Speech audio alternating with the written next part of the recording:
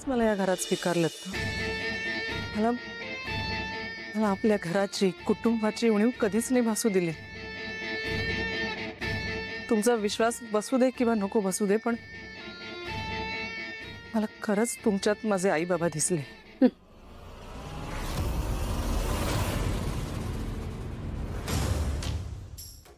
आमच्या आपुलकीला तू आमचा विकनेस समजलीस शिवानी. एवढीच जर आपुलकी होती तर जेव्हा वेळ होती आपुलकी दाखवण्याची तेव्हा का नाही आपुलकी दाखवलीस तू?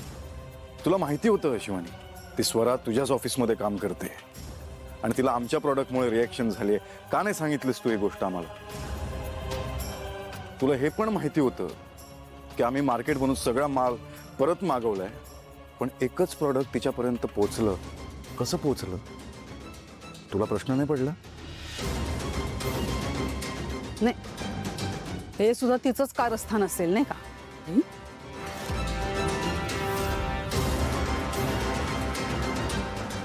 काय बोलताय तुम्ही?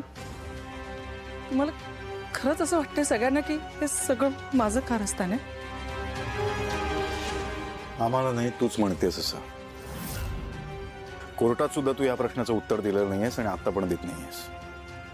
तूच जागा देतेस आम्हाला विचार करायला. असं नाहीये सारंग. मी कोर्टातही तेच सांगितलं होतं आणि आता सुद्धा मी पुन्हा पुन्हा तेच सांगते. मला खरंच वाटलं नव्हतं हे एवढं सगळं होईल. मला वाटलं की रिॲक्शन आली असेल जस्तीला. असं होतं ना कधी कधी की नाही बाबा एखाद्याला क्रीम सूट होत तर थोडंसं काहीतरी केलं तर बरं होईल. मला जरा जरी कल्पना असते ना की हे एवढं होणार आहे, I would have informed you ना इमिजिएटली. खोटं बोलतेस तू शिवानी. त्या दिवशी पार्टीमध्ये जेव्हा सगळ्यांनी तो व्हिडिओ पाहिला तेव्हा तरी तुला कल्पना आली असेल ना? तेव्हा का नाही सांगितलंस तू?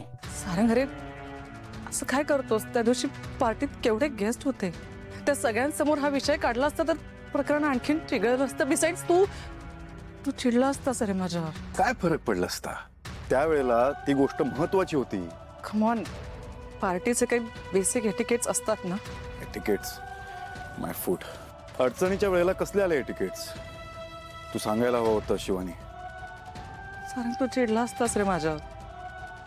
चिडलो असतो मी, काय फरक पडला असता? पडतो.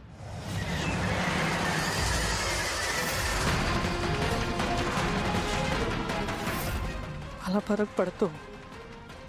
तू माझ्यावर चिडलेलं मी नाही सहन करू शकत. बस ना शिवानी, बस झाला. आता ना तू उगाच लंगडी समर्थन देत चाललीस. नाही, हे हे समर्थन नाहीये. बोल किरण. हॅलो बुबलू, मला सावली मॅमचा फोन आला होता. त्या शिवानी मॅमच्या ड्रायव्हरचा नंबर मागत होत्या. त्या कशाला नंबर मागतात? ते नाही माहित, पण काहीतरी विचित्र घडणार असं वाटतंय मला. काय? शिवानी मॅडम आमच्या घरी आहेत, राडा करतायत. काय म्हणजे तो ड्रायव्हर पण तिथेच असणार? कारण सावली मॅम त्याला शोधत होत्या, म्हणजे नक्कीच त्याने काहीतरी केलं असणार. बुबलू, इमिजिएटली एक काम कर, तू आत्ताच्या आत्ता सावली मॅमला फोन करून सांग की तो ड्रायव्हर तिथेच आहे. खूप इम्पॉर्टंट आहे हे बुबलू, प्लीज लवकर. बर. मला हवं ना ते मी नेहमी मिळवत आले. आजवर एकदाही असं झालेलं नाहीये की मला एखादी गोष्ट हवी आहे आणि ती मी मिळवली नाहीये.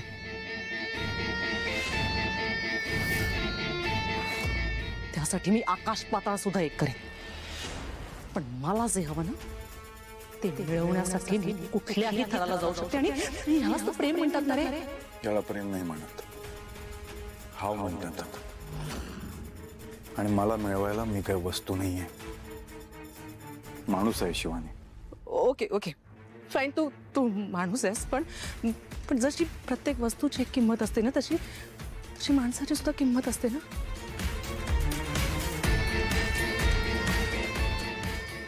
मी मी मी कुठलीही किंमत मोजायला तयार आहे तुझ्यासाठी. तू फक्त सांग मी काय करू.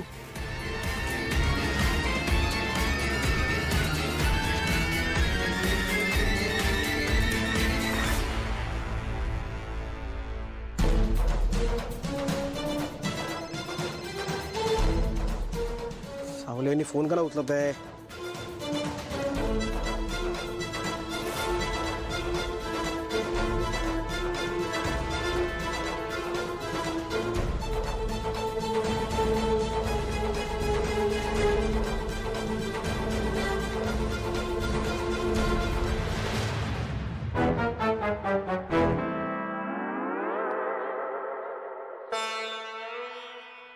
ते शिवानी मॅडमनी बोलवलंय.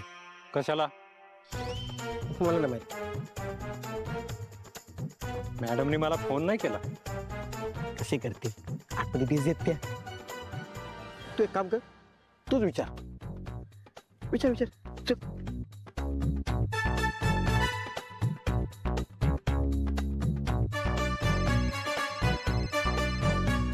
हॅलो बुबलू, तो ड्रायव्हर आहे का तिथे? हा माझ्यासोबत आहे. हो आत आत घेऊन येतोय. हॅलो हॅलो हॅलो बुबलू, काय झालं? सारंग, तू जर माझा झाला नाहीस ना तर